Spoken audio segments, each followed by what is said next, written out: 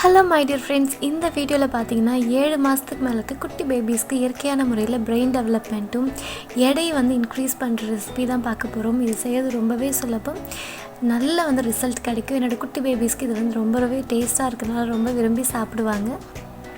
வாங்க எப்படி செய்கிறதுன்னு பார்க்கலாம். நான் முதல்ல பார்த்திங்கன்னா 4 பாதாம், பிஸ்தா, அக்ரூட் எடுத்துக்கிட்டேன். வால்நட் இது நான் உடனடியாக செய்கிறதுனால ஹாட் வாட்டர் யூஸ் பண்ணிக்கிட்டேன். இது கூட நம்ம குழந்தைங்களுக்கு வேணுங்கிற அளவுக்கு அவல் எடுத்துக்கலாம். இதையும் 2-3 டைம் நல்லா வாஷ் பண்ணிவிட்டு ஒரு 10 to 15 மினிட்ஸ் நல்லா ஊற வச்சிடலாம். நீங்கள் ட்ரை ஃப்ரூட்ஸ் ஆட் பண்ணிக்கலாம். பேரிச்சம்பழம், அதுக்கப்புறம் காஞ்ச திராட்சை இதெல்லாம் ஆட் பண்ணிக்கலாம். நீங்கள் ஓவர் நைட் கூட ஊற வச்சுட்டு கூட நம்ம செய்யலாம். இப்போ பாருங்கள், இதெல்லாம் நல்லா ஊறியாச்சு. அந்த பாதாமில் இருக்க தோல் நம்ம எடுத்தாச்சு. இது எல்லாத்தையும் நல்லா அரைச்சிக்கலாம். இது செய்கிறது ரொம்பவே சுலபம், குழந்தைங்களுக்கு நல்லா டேஸ்ட்டாக சாப்பிடுவாங்க.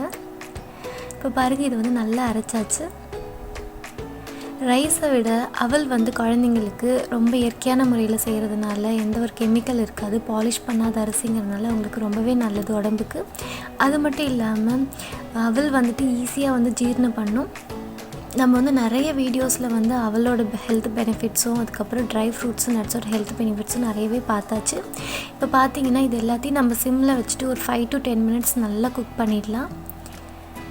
இப்போ இது கூட நான் சக்கரவள்ளி கிழங்கு ஆட் பண்ணிக்க போகிறேன். இது குழந்தைங்களுக்கு கொடுக்கறதுனால வெயிட் இன்க்ரீஸ் ஆகும். இல்லை நிறைய நன்மைகள் இருக்குது. ஒவ்வொரு நாளைக்கும் நம்ம ஒவ்வொரு காய்கறிகளோ இந்த மாதிரி கிழங்கு வகைகளோ ஆட் பண்ணிக்கலாம். ஒரு நாளைக்கு சக்கரவள்ளி கிழங்கு, ஒரு நாளைக்கு உருளைக்கிழங்கு, இன்னொரு நாளைக்கு வாழைப்பழம், ஆப்பிள், கேரட் பியூரிஸ் நம்ம தாராளமாக ஆட் பண்ணிக்கலாம். இதில் பார்த்திங்கன்னா கொஞ்சம் நர்வ்ஸ் எல்லாம் இருக்கிறதுனால நான் கொஞ்சம் தண்ணி ஊற்றி மிக்ஸ் பண்ணிவிட்டு நல்லா வடிகட்டிக்க போகிறேன். அப்போ குழந்தைங்களுக்கு தொண்டையில் மாட்டாமல் இருக்கும். இது போல் நம்ம டெய்லி ஒவ்வொரு பீட்ரூட் அந்த மாதிரி ஒவ்வொரு கிழங்கு வகைகளும் காய்கறிகளும் ஆட் பண்ணுறதுனால குழந்தைங்களுக்கு எல்லா வகையான டேஸ்ட்டும் நல்லா சாப்பிட்டு பழகிப்பாங்க. எதையுமே வேணான்னு சொல்ல மாட்டாங்க. எல்லா காய்கறிகளோட கிழங்கோட சத்தும் கிடைக்கும். நீங்கள் ஆப்பிள், பனானா போல் பழங்களும் ஆட் பண்ணிக்கலாம். இப்போ இதெல்லாம் ஆட் பண்ணிவிட்டு நம்ம இன்னும் ஒரு 5 மினிட்ஸ் நல்லா குக் பண்ணிக்கலாம். நல்லா செர்லாக் பதத்தில் வந்துடும். நல்லா திக்காக இருக்கும்.